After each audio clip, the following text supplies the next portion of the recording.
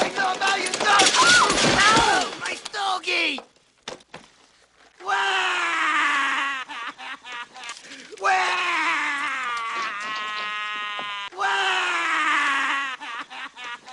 Wah! Beware.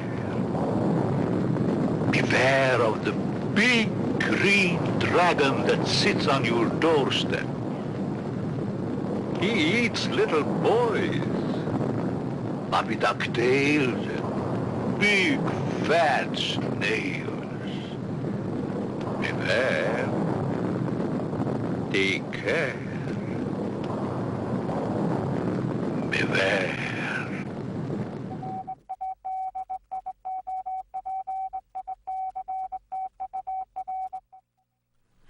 Hi, everyone, and welcome to the QCC. I am your host today, Elizabeth Ropp. I'm filling in for John Hopwood as he is at home eating pot pie. I don't know, I don't get it either. But I'm really excited today to be hosting the QCC. I am joined by my really good friends, Chloe Wojuwoda of Democratic Socialists of America, and my other good friend, Keith Yurjo from Draft Bernie. So today we are going to talk about, as usual, House Bill 575, my passion currently. We'll be talking about the new emerging Democrats' interest in socialism in this country. Yeah. And continuing on with what's Bernie doing now and what do we want him to do. Where should we start? Where are you at with 575? What's happening? Who do we yell at? Who do we yell at? Yeah, Right. That's a good question. Okay, so if people have been following House Bill 575, I've been on a number of shows on this station talking about a piece of legislation that is near and dear to my heart that I have been walking through the legislative process. We came very close to passing it through the Senate. It was on the consent calendar. What House Bill 575 is it is a bill that will allow people who are not acupuncturists to train and certify as acupuncture detoxification specialists. This is really important for the state's opioid crisis. Currently, 24 states in this country allow for people who are not licensed acupuncturists to be trained in a simple 5-point ear acupuncture protocol known as NADA, and the training is through the National Acupuncture Detoxification Association. We had to fight only one opponent, the Acupuncture Licensing Board. Why? Because they are not nice people and they are turf territorial. But really, this is the best thing that the state needs to offer people who work in recovery more tools to help people who are struggling. And it's actually a very fiscally responsible bill. So there we were on the Senate consent calendar. I arrived that day with friends to celebrate at the State House to find out that the bill was pulled off of the consent calendar. So we started harassing all the senators. What's going on? What's going on? An amendment was added that restricts the bill by a senator who wasn't even at the Senate hearing. So if you can, please call Senator Sharon Carson and tell her, please remove the amendment, because we need as much access to be able to use this protocol as possible. It is absurdly safe. So calls are coming in. I know that she received many phone calls today. Many people are sending in emails, including my boss, who is the largest employer of acupuncturists in the state of New Hampshire. The opioid crisis is devastating, and it's hurting a lot of people. So we need as many tools as possible. It'd be better to pass this legislation in this session as opposed to having to bring it back in another session. But we have a lot of allies on both sides of the aisle, and for that I am completely grateful. Can I ask what the restriction, how it restricts? I don't know if you ever mentioned that one to me. Yes, so how it restricts is it would give the Acupuncture Licensing Board the ability to determine who can practice. So they would be more likely to allow somebody who's licensed as a licensed professional over a certified professional to practice the protocol. They want to add restrictions around supervision. So the states that have strict laws around supervision really don't ever get acupuncture detox into recovery or mental health facilities, because it makes the whole thing cost more. If you have to pay a licensed acupuncturist to sit around and watch other people needling ears, then it's just going to make it too costly. That's the whole point of this thing being so great, is that it's super safe and it's also really cheap to administer. unless you have to add in a lot of supervision. Right. And then they struck mental health completely from the bill. This is something that has been proven to help first responders, firefighters with trauma after 9/11. Shouldn't they just cheer up? Yeah, no kidding. Cheer up. Yeah. And, continuing education. So the training from the National Acupuncture Detoxification Association is continuing education. But the licensing board says they want to throw continuing education on top of having that certification. There is no continuing education for NADA technicians. So they're just putting unnecessary burdens onto something that is supposed to be really simple, really safe, really cost effective. I am handing the state of New Hampshire, the live free or die state, the state where nobody wants to pay taxes for anything, a cheap, safe, effective solution, and it's being mired. Completely mired. It's heartbreaking. It's really heartbreaking. I'm optimistic. I am too. You got people on both sides of the aisle. I think that'll be nice. It's true. I'm friends with Republicans now. It's awesome. They're good. Yeah, I'm going to put them all on my Christmas card list. Yeah, it's going to be great. It's going to be really great. Your freedom card list. My freedom card list. Yes. My holiday card list. It's going to say Happy Happy Holidays. Oh, no, don't do that. Don't start that now. Then you won't have Republican friends anymore. Oh, Yeah. What we should talk about is the war on Christmas. yeah. It's my favorite war. Oh. All right. Garbage. Yeah. So Sunday we met at the Unitarian Church in Manchester for Yeah, we were all it was a there. really big meeting. It was you hosted this meeting and you did such a great job. Yeah, so it was our May general meeting for the blooming New Hampshire chapter of the Democratic Socialists of America, which is not a political party. It is a multi-issue, broad-based activist group focusing on promoting people power and democracy and the long slog against capitalist exploitation in America. And we had I think over 30 people. Yeah. It was a big meeting. It was awesome. And sitting in a circle works. People were talking, which was really cool. And people who had never been there before were, I think, the most vocal, which was really exciting. And you were also talking about the opioid crisis in this, because we were talking about Yeah. issues with public transportation and people who are working through sort of the legal system because they've been arrested for Yeah. any kind of drug-related issue, and then they can't make it to speak about that. Yeah, so I'm sure everyone knows someone who has had a run-in with the law due to drugs or alcohol or something, and a license has been revoked. And what happens with that is whether you need to go to court-ordered rehab or just the court appointments themselves, because that process is long and belabored, and you might not have gotten, caught in your hometown, so you're going to have to go to Ayer Court in Massachusetts because you were using or intoxicated while driving, and next thing you know, your license is ripped away.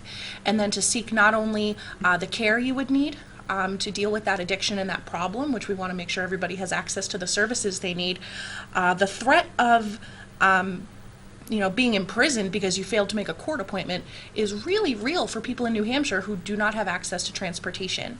And I know Manchester and Nashua have some public transportation. There are buses, but for example, I live in Milford. Right. So if I had a drug problem and I lost my license and I had to seek either treatment or go to any kind of court-ordered appointment, that would be really tough. There is no transportation there. And what the DSA wants to start chewing on and doing is what can we do as friends and neighbors of people in New Hampshire who are struggling with things to get them where they need to be, either in a grassroots way, like what kind of ride share thing could we concoct Right. that is not for profit, or Like a cooperative rideshare program, potentially. Yeah. Or what can we do to put pressure on our town, county, and state to really have that conversation and think about the logistics of what does a more connected New Hampshire look like, what would it take to get there, and really discuss how it would be worth it. Right. Long haul, Yeah, very long haul. but I think super transformative and definitely an underserved situation for sure. Yeah, I mean, I know my husband and I share a car, Same. and yeah, so there are times when Eric has the car, and if I need to get someplace, then I have to arrange to carpool.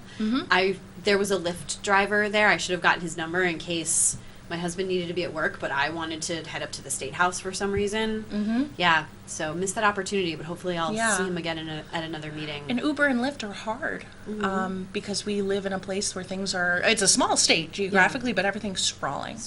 So living in Milford, it's about 50 minutes to get to Concord. Right. So if I got big business to shout at a certain libertarian senator who's putting some restrictions on a really important bill and I don't have the car. A libertarian putting restrictions around a bill. Amazing. How much money am I out each way? Yeah, exactly. And do I have to, and then that forces people, working people, parents, to make the choice of how worth it is it to go to the place that I need to go versus putting food on the table or whatever. Yeah. So Right. it's an exciting project, and there was a lot of energy around it. Yeah. So we're going to continue that discussion on the 24th at, we're going to meet at Cafe Lorraine on Elm Street because it's quiet there and June nice. 24th? June 24th, Saturday, Cafe 2 to Lorraine. 4. And Hopefully it won't rain that day and we can sit outside. yeah, I figure we meet there and then figure it out and then just continue that discussion because we got to chew on it Right. for a while because I don't know everything. How about you, Keith? You were there at the meeting. What were some of your takeaways? My takeaways. So, it's really nice to see that people are getting involved or moving beyond something they were doing before. And I've been to a couple other DSA meetings that I think maybe they're growing. I know you guys, I don't know if you personally went out there, but there was people that went out to Rollinsford and did an introductory meeting to people on the seacoast because of the maybe sprawling effect of New Hampshire that you talked about. So I took that as a good sign. I know that a lot of people are trying to figure out what they want to do with this moment that is 2017, and it's going to take a lot of different forms. So this is one of them, and I think this is one of the more hopeful organizations that I see, and have been impressed with some of the national stuff I've checked out as well. Right. So. Yeah, and the Seacoast event, I was there. I schlepped all the way to Rollinsford, which is right past Dover. It's really cute. Most of the people there were active in other groups. So one thing the DSA wants to do in New Hampshire, I know you're on the board of Rights and Democracy. I know you're doing a lot of work for Draft Bernie. The idea behind reaching out to all kinds of people doing all kinds of different things in their pockets or in their more electoral activism or more there was people at the Seacoast meeting, part of a group called Plan, which does a lot of recycling work, is to unite the New Hampshire left, or at least connect it even more than it already is, and build that coalition and go to each other's meetings, get more numbers in, bring your friends, and keep activating people in this moment of 2017. Right. Because from the Bernie campaign to the November election to what we saw in January after the inauguration, I've never felt like this politically. Yeah. And I think a lot of people feel that way. I know a number of people have become more interested in third parties due to Bernie Sanders' candidacy, but probably even more so since Trump's presidency.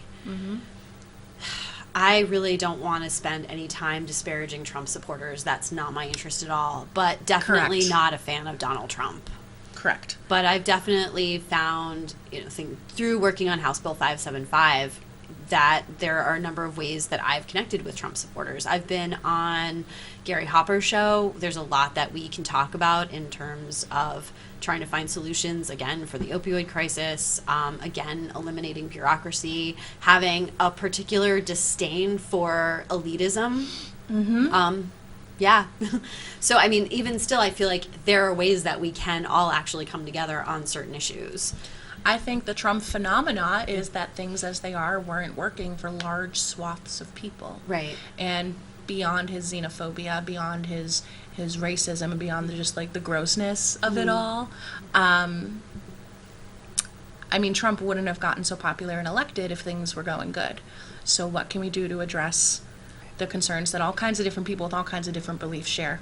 Right. and I have probably more in common with a Trump supporter my age and makes about the same amount of money per year as me, Right. than I do with a New York blue state Democrat elite Yeah, making 100-something thousand. absolutely. So there's universality to it, and people are people, and it matters what happens to them, Yeah. I guess. So, drafting Bernie, it's not Yeah, yeah. necessarily about drafting Bernie to run for president in 2020. So tell us more about that. It's not.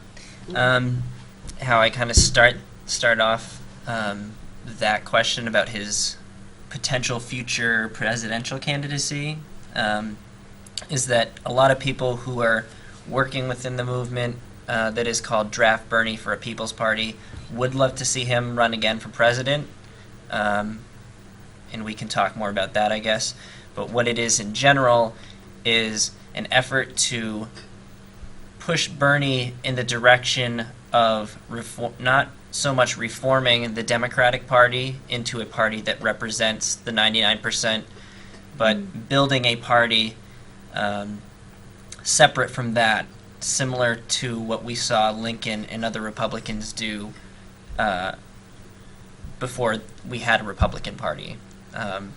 We see that people are dissatisfied, like you talked about, and like many other people do, that Bernie's ideas make more sense to people on average. They represent a lot more of the population, and that's, you can take a chunk of those people out of really any political party, I guess, if you want. And it's worth mentioning that during the New Hampshire primary, Bernie Sanders got 3,000 write-ins on Republican ballots in our state. And then he got, 5,000 write-ins just on the general election ballots. And you can see that just from talking to people. Right. A lot of Republican men that I talked to when I was waitressing said, I don't know about socialism, but that Bernie Sanders, he's not bought. Right. I can trust him. And that's significant. Right. And I think that fuels a lot of the movement, too, is that integrity that people see. Politics is personal. We just heard that very similar story from the gentleman we were just speaking with before the show. Yeah. And that's what I took away from it, is, again, how much Bernie and his message, well, it's not 100% in line with my political beliefs, speaks to people in a common sense type of way. And you hear things like, well, I don't know about socialism, but I like what he says. So maybe you like socialism. And to me, I don't care if it's socialism, if it's capitalism, although I'm a little bit wary of that. But I just want to see something that works. And these are ideas that work in other places, that are demonstrably cost effective. And I'm speaking in general about things that Bernie talks about.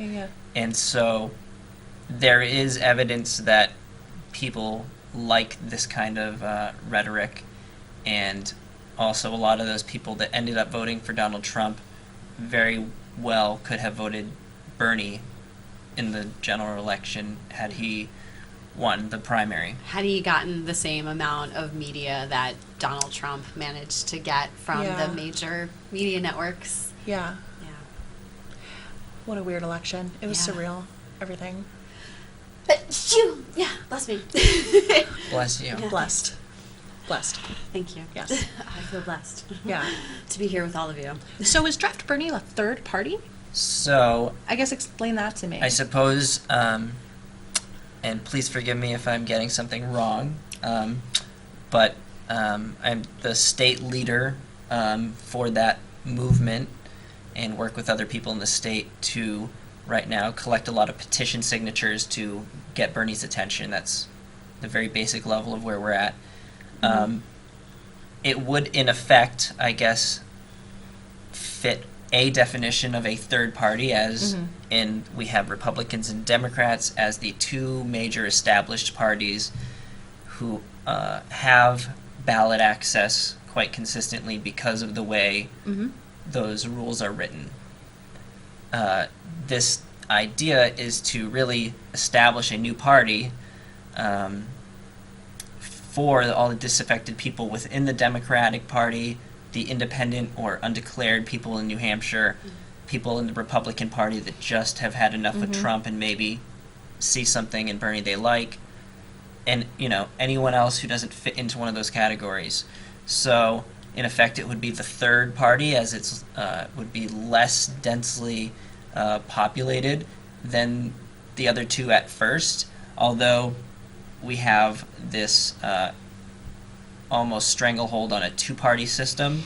And so the idea is that once you get half of the left vote, or what would be inside the Democratic Party and maybe a little bit outside, you in effect cause this spoiler effect that we hear talked about in elections, where you can't vote for a Green Party or a Libertarian Party ticket or an Evan McMullin, whatever the heck that guy was, because you will be giving a vote to whoever the other person is that you don't like. And I was so frustrated in this election when we were talking about, a number of us supported Jill Stein, how so many Democrats were so up in arms. You're going to spoil it. You're going to spoil it. But we had Gary Johnson on the ballot. There were 4 candidates. Right. So there wasn't a spoiler. Right. There just wasn't. It just really, it depends how you define that. Right. I guess my question is, so the Green Party, I'm not a big follower, haven't been historically. I only ever see them around presidential elections.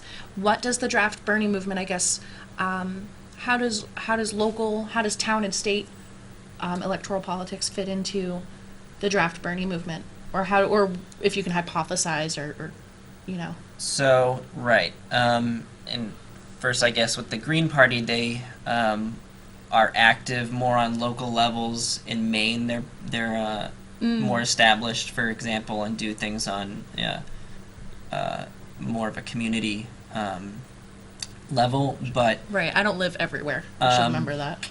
Yeah. But it's hard for them, right? Yeah. It's a great idea, and I think that is what we should strive for, is to build yourself up. Not so much be a billionaire and run for president with 0 experience, Yeah. but to, run for, as they say, dog catcher, and start at the bottom, something that seems a little less consequential, and gain some responsibility throughout the way. I'm not dead set on you need to follow every step on the ladder, but like I said, the example of the billionaire who is making deals to pad his own pockets is not ideal. So the idea would be to run people everywhere, like everywhere that you would see a Republican or a Democrat run, for example. Although I know there are districts for different reasons that only run one or the other because people don't step up, and it's hard to win, and this, we could go deeper down that hole. But the idea would be to run people. You could potentially, and this is kind of up in the air, this is part of the democratic feel we want people to be a part of building, is how do you think it should be best run. But if there are Democrats, and to give congressional examples or more high profile, I would say, someone like a Tulsi Gabbard or a Nina Turner, if those people are already very much with the Bernie agenda, they have just to step out of their party affiliation, and then we would have someone to run in that place with less burden and financial obligation to big corporate institutions and other people that have an unequal say on their But you're talking election. about down ballot, and you want to see more than just a Green Party candidate rolling around every 4 years. And there are in some states, I think some states have stronger Green Parties than others. And I don't know if I'm necessarily a Green Party. I haven't really identified as Green. But I know that citywide elections are coming up, at least for Manchester. People can run for school board. I'll be running for selectman, which doesn't mean the same thing in Manchester as it does in a lot of the other towns. Sure. Selectman in Manchester is you hang out at the polls all day. Okay. Yeah, Okay, but yeah. those are things that you don't have to register with any party to run for. And so I think a number of us are looking for things to run for, Yeah. and not identify with either of the two parties. So I mean, yeah, that's one thing we in the DSA want to start doing, is form what we're calling the Solidarity Caucus, which is a group of political actors at the town level, at the lowest of low right now. Right. The kind of stuff you don't run for. The kind of thing where you sign up to go volunteer at the Milford Town Hall to push paper for the zoning board or something, to be a do-good doobie in your town. And then move when elections come up and when the timing is right and when you're ready as a person, to those electoral politics and run as an out socialist who cares about their town and cares about making things run well for the most people possible. And those are great ways to get to know people. And, but the question remains: do you run as a Democrat? Do you run as independent? Do you form a third party? I'm not so much interested in the third party option because it feels like there's a lot of bureaucracy to make that happen and get on the piece of paper. You know what I mean? Or do you run as a Republican? Or do you run as a Republican because there's a bunch of Republicans there who just don't know who you are but vote their party? I mean, do you do something kind of infiltrating? I don't know. I don't want to use that word. I have to chew on that one. I do not know. There are About running, what a some win. left-leaning people in the state who run as Republicans because that's how they can get elected in their districts. I mean, Either that's that ballsy. or the Democratic Party hasn't embraced them for whatever reason. These are the stories that I hear. I don't know the specifics, but this is stuff that I hear all the time. Fake news. Use It's fake news. Fake news. Also, I'm Heard it here I'm first. getting more and more plugged into like state politics, so I have to keep remembering that the Democratic Party that is just so like repugnant nationally, just the Did you say amount Republican of nationally? repugnant. Oh, okay. That is just so full of money and often vilifies grassroots movements or diminishes them in ways that seem so counterintuitive and impotent. That's not state Democrats. Those are two different things. Yeah. Like, I don't think there's Cory Booker money in New Hampshire. Oh man. In Concord right Booker. now. I know. Yeah, Cory Booker. Yep. A couple years ago, I saw him on The Daily Show and was like, oh, for sure. And now I'm like, oh, for not. He was hot on the Daily Show. He was doing years so ago. good. I was so into him a few years ago on the That is Daily Show, and correct. now I am so disappointed. Yep. Yeah, I know. Hot always helps. Yeah. No matter what ticket you're running on, Yep. Right. you know. We're only going to run beautiful people in DSA. Just Oh. hotties. Step right up. Statistically, you know. I taller really, person. I was so excited about Bernie Sanders, but I did constantly ask myself, as a woman, could I be like Bernie and show up with messy hair and like dandruff on my shoulder? If and you had spit like, everywhere? if you have like an old timey accent, I'm Elizabeth. I'm here to run. yes. I lost it because Bernie sounds exactly like my grandfather. Pitch, tone, timbre, accent, everything. The wealthy have never had it so good. Yeah. Do you remember? The wealthy have never had it so good. Yeah. Do you remember after the New Hampshire primary when he was just shooting baskets in Concord, and someone on some pundit said, "Well, he's from Brooklyn." And I was like, "My 85-year-old grandpa is also from Brooklyn, and I don't think he'd get nothing but net." Right. I don't know if that's really causal. Amazing. You people in Brooklyn. Everybody was so hung up on Bernie's age, but he walks to work every day. He can run through airports. I mean, come on, and you know. I mean, he has. I saw the GIF. Yeah. I saw the GIF of him Well, running. he has publicly funded health care, so Yeah. you know maybe we'd look really good if Anthem Blue Cross Blue Shield wasn't at death's door when I need him. You know what I mean? Right. Just a thought. Yeah. Edgy. So, Keith, you live in Bedford. Are you going to run for anything in Bedford? That's. You'd have to run as a Republican. We would have to see. Going to school next year, hopefully, still applying. Yeah. Maybe I can't knock on this, No, we're not allowed but to. no, I'm not allowed to do that. I would consider running for something at some point in my life.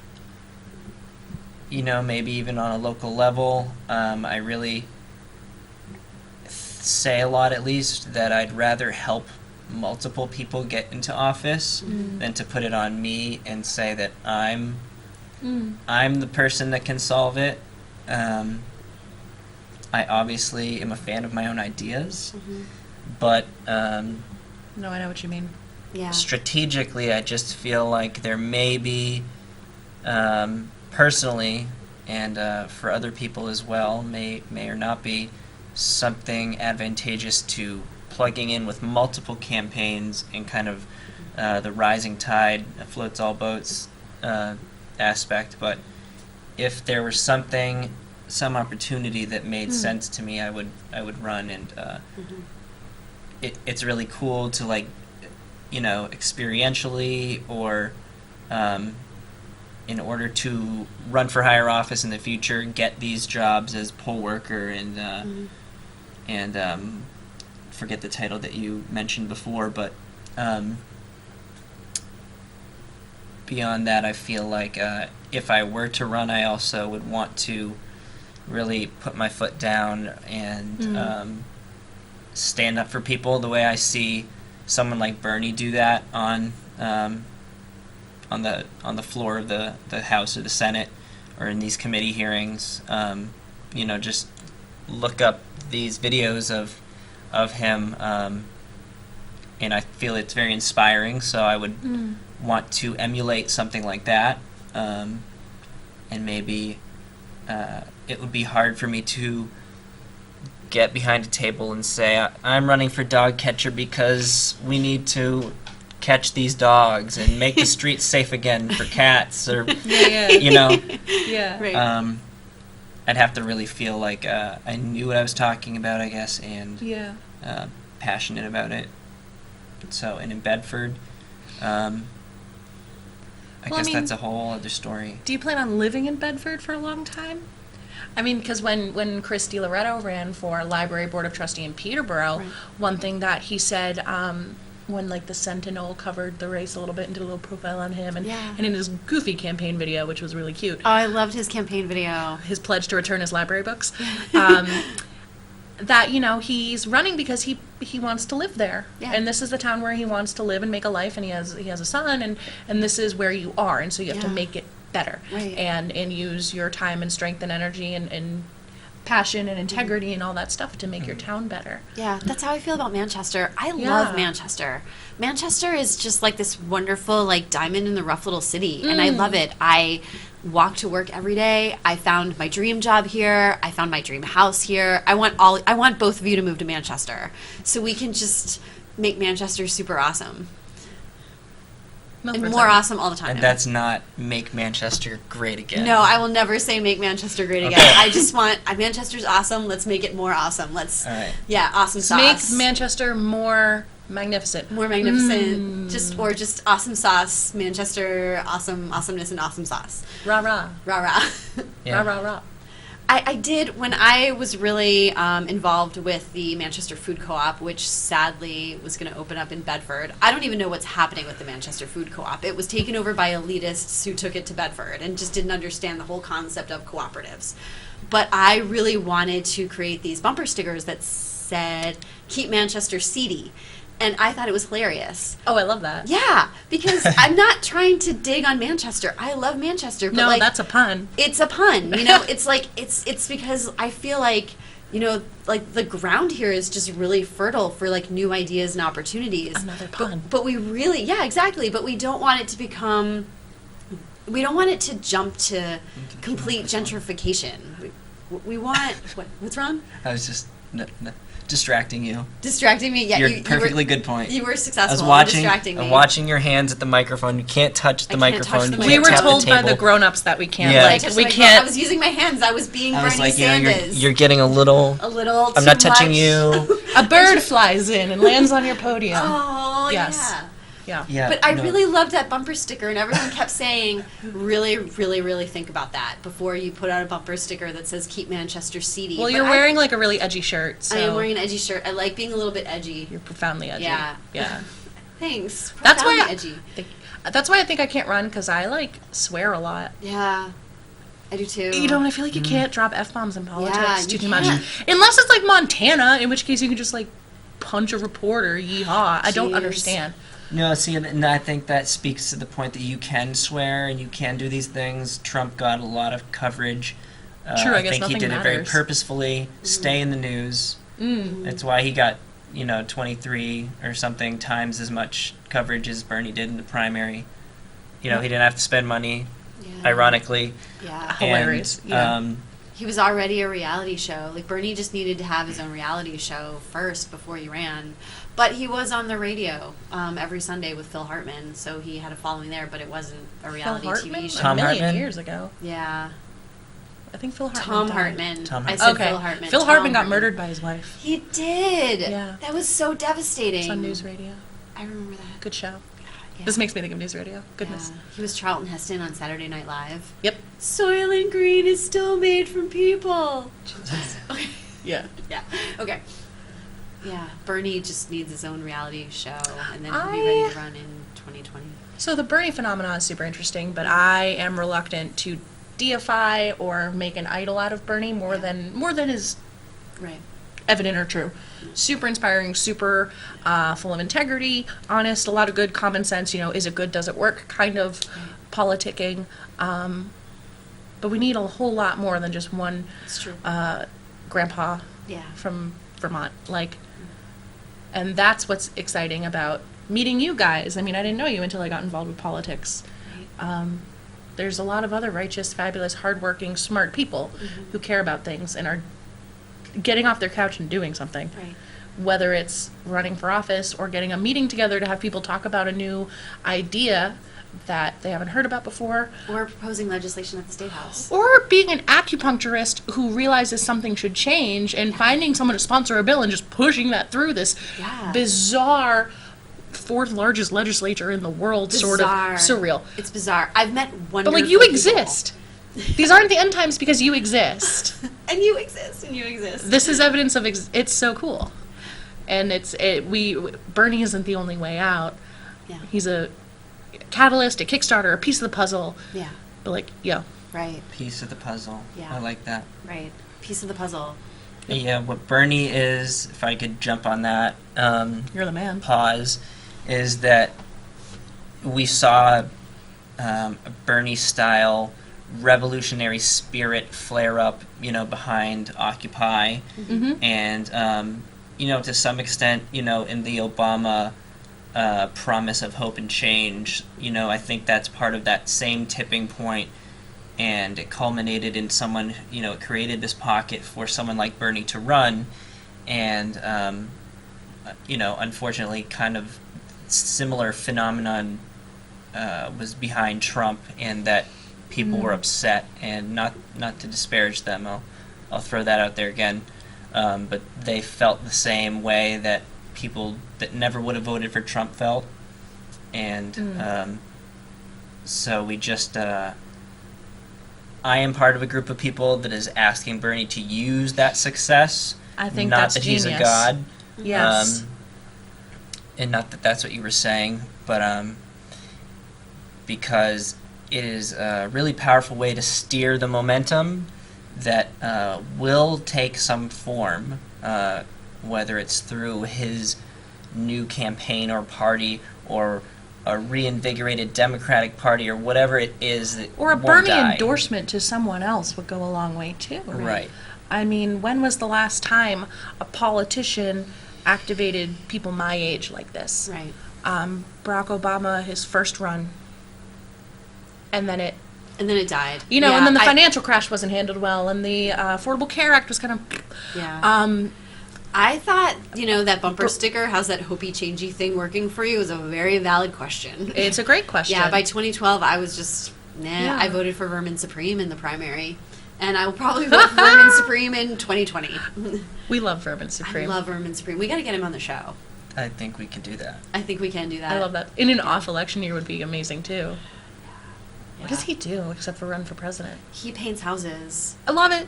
And he has been touring college campuses. I don't know what he's been up to lately, but he did do a college campus tour, made a documentary. Yeah, He's so much more busy than I am. Yeah, what do you Yeah. mean, what does he do? He's a very serious professional political candidate. Right. Yes.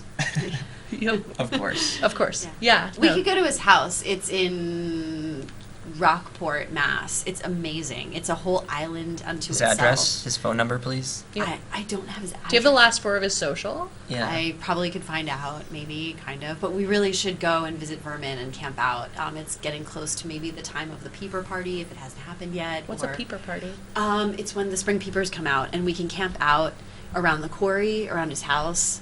And, there's Peepers as in the amphibians, not like... Yeah. Not peeping. Creepy. Not creepy. Okay, got it, peeping. got it. I'm sure there could Got be it. some of that, too, at Vermin Supreme's house. There's all kinds of Sure. weird, but...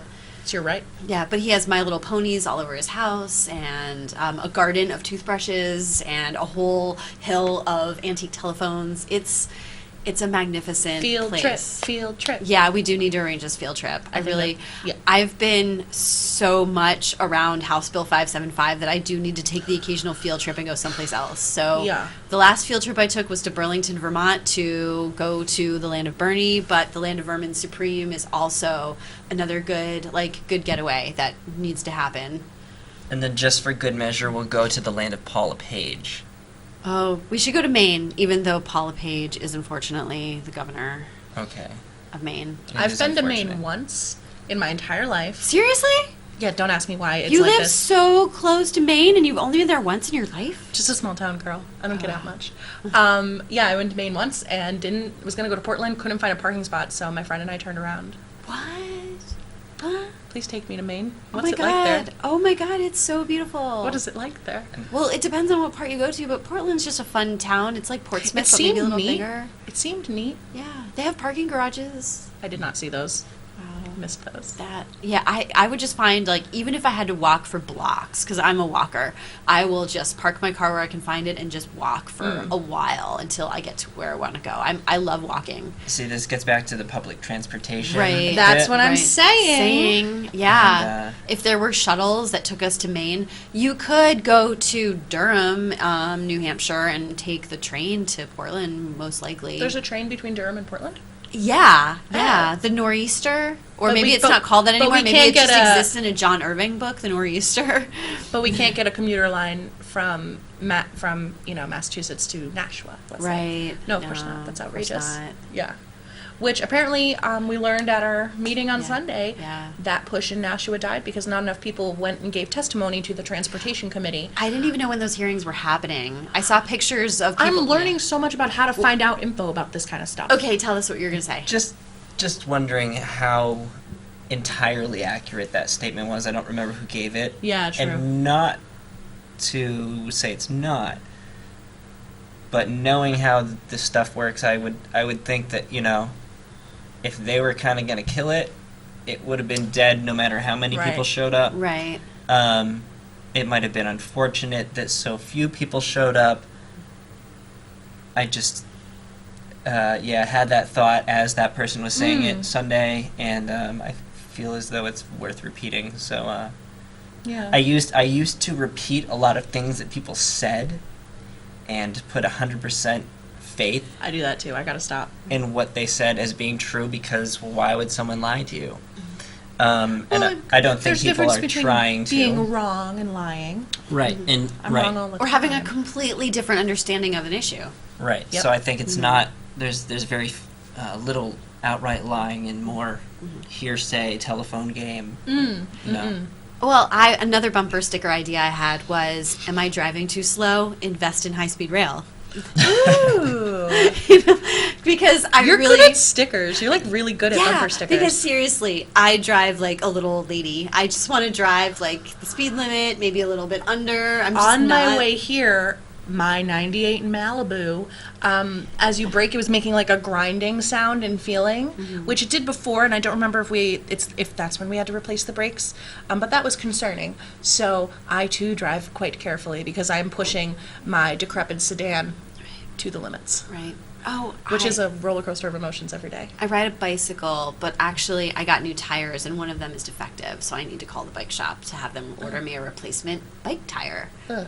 Yeah, but I can't bike to Maine. I mean, that would take all weekend, and then I'd have to turn around as soon as I got there. That's like an event. That's something you register for and train for. If you're Yeah. gonna bike to Maine. Right. Yeah. Also too chilly. Too chilly. So in terms of transportation, I see a little segue there, talking about what's being done around bike collectives and Bike Manchester. Yes. Oh, I know yeah. you're somewhat involved in that. So, yeah, I am a member of Bike Manchester. Can't make it to meetings, but there is going to be a downtown sort of bike share program where you can swipe your credit card and kind of rent a bike. I have wondered about that, though. Is it only available to people who have credit and debit cards? And is that going to be problematic? But it's I still... think that's really interesting. But like I think about these things, but so far I'm behind the project. I want to see how it goes because I know that people who work in the mill yard will be able to grab a bike and ride into other parts of the city to grab lunch on their break. They won't have to worry about parking because they'll be able to, lock to a tree or to another bike share station, and that will increase cycling around the city. It can do a lot to help decongest dangerous intersections and stuff like that, too. Right. Yeah. And that will also hopefully free up some parking spaces if people want to, we'll see more people riding bikes on the weekends maybe, or parking further away from downtown, riding their bikes the rest of the way, or picking up a rent-a-bike. New Hampshire hates safety and New Hampshire hates helmets, so I wonder what a city bike would require people to strap on or not. I'm not sure. You know what I mean, though? Yeah. Because, live free or die, it's my skull. I always wear a helmet. I always do. Yeah. Yeah. No, I always wear a helmet. No, but I'm wondering about that level of, Right. I mean, I think there could It's be right at your interesting. own risk, but I really insist that everyone should wear a helmet. Strap in, guys. Yeah, strap on. Okay. Love it. Yeah. Also, we have the QC Bike Collective. They are rehabbing bicycles and oh, yeah, that's really cool. and selling them affordably within the community to get more people on bicycles. Really great project. Abby Easterly is involved in that. It's over on Maple, Union. I've donated some old bikes to the QC Bike Collective. Hopefully we'll get some more folks on bicycles. That's super important to me. Love bicycles. I think that's really interesting. How do you find them? How do you find them? Since we're not sure exactly where they are, how do you QC contact Bike them? Collective. You could probably just Google QC Bike Collective. I am friends with Abby Easterly on Facebook. She would be somebody to contact. Sure. Yeah. Cool. And they only sell to Manchester? Or I don't know. I don't think so. And I've been meaning to just make it over there just to volunteer and learn more about fixing bicycles. There's a lot I want to do, but House Bill 575 is my top priority, and I'm not going to do anything else until I get that bill passed. what is the timeline? When is it going to be up again for So there should be a committee of conference in June. I don't know when. And we'll see what happens. Hopefully it passes. And it passes. Oops, I knocked the microphone. Hopefully it passes without that stupid amendment. that completely nullifies the entire purpose of the bill? Right. Yeah. I mean, if we want fiscally responsible legislation in New Hampshire, because everyone in New Hampshire claims to be fiscally conservative, no matter what party they're in, they should want the bill the way that the House amended it in subcommittee. There were brilliant legislators on that House subcommittee on both sides of the aisle. They did a great job. And then this amendment got tacked on at the last minute by a senator who I believe meant well, but unfortunately was not at the Senate hearing and just slapped it Or on maybe there. didn't read the bill and was like, I think the licensing board should oversee this. Yeah. But that's not the point. Except that if she had seen the Yeah. licensing board and what they're like, yeah, that licensing board shouldn't be in charge of anything, not even registering bicycles. Is there a money aspect to it? Do you have to pay money to get licensed to Yeah. acupunct? Right, but if you're going to be an AccuDetox specialist, you might also pay a little bit of money to the state for your certification. That would be more Right. revenue for the state. Right. Yeah, so I'm not going to do anything else until this passes, and if for some reason it shouldn't, then it could come around for the next session, and I would recruit even more legislators to co-sponsor. I want, I had 9, I'd want 20, I'd want 30, both sides of the aisle. Yeah. Actually, maybe I could get all 400 reps to sponsor House Bill 575. Oh, we got 10 minutes left. So I could just keep talking about this, or we could keep talking about whatever we want. I'm wondering if John Hopwood is at home eating his chicken pot pie. John, you better be listening. Yeah, John, What up? call in if you're watching the show. We'd love to hear how we're doing. Do you know how to answer the phone? I don't, but I think I just pushed the button that has the icon of the You telephone on weren't it. allowed to touch the microphone. I don't know if we should be touching any of these Yeah, and there's buttons also here. directions how to answer the phone. Press on, off, then wait approximately 2 to 3 seconds before addressing the caller. Don't make him regret this. John Hopwood, are you watching? Please dial in. We'd love to hear from you. Anyone actually may dial in, and the phone That would number. be the most exciting The phone thing. number is 640-3091. If you would like to talk to us in our last remaining 10 minutes of my first time hosting the QCC with Chloe and with Keith. I love this. Yeah. Does Draft Bernie meet up anywhere in New Hampshire? How does get involved work? So, I'm glad you came back to that so that I could at least say that the website is draftbernie.org. And that's the easiest way to find it. You can find it on Facebook. You could probably Google it. And so we need people to sign up. If you sign the petition, that's what we think will have the most impact to show Bernie that there is some infrastructure for him to step out into, and that it's not just going to be a pedestal for him to land on. So that's step one. You can also sign up there to volunteer, which will put you into a list that I get as a state leader, or whatever state you happen to be from. And you get to fill in a little bit about your experience and how you'd like to help. We're in the stages of organizing in different states. I haven't done it here yet, but barnstorms, so getting people together and getting people fired up and talking and meeting each other. We're looking for testimonials, good quality sound and video, reasons why you think that this is the most viable option. We're sending postcards to his office and phone calls. This is already the single most heard about issue in terms of phone calls that he's gotten in his time as a senator.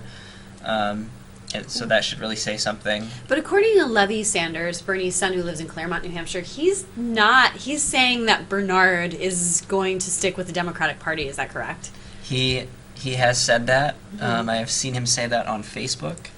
I have not gotten that from him personally, although I don't think that his message would vary too much. So, yeah, and I don't blame Bernie for sticking out, what he set out to do. He was drafted to run for president the first time, which is something that is kind of cool, where that, he didn't feel as though, for whatever reason, he was fit to do that, or conceited enough to believe that he was the man. And so, your question again. So Facebook, Google, and Facebook, then... Google, how do we get involved? So if anyone wants to, you kind of reach out to them and... Yeah, so these are reasons why you might do it. These are things that you can do to get involved, to get in touch with me personally. Also, just share this idea with people that you know. Talk about it. The reason that we get a response from Levy and other people in Bernie circles is because people are asking. What we're trying to do is get him to do a town hall in which he talks to someone like Dr. Cornel West, who's signed on with our idea, and talk about what are the pros and cons of doing a different party versus the Democratic Party. So that's what I was saying, is I wouldn't, it was in response to your question, I wouldn't blame him, and I would hope that he would actually see it through what he's already started and trying to reform the Democrats. But as I am feeling, and a lot of other people are, he's hitting a lot of roadblocks that are forcing him to compromise his values even before we really get to the table. So we would just need him to see that he would not be able to get as far as he might like, and that there is something behind him should he choose to do this. Right.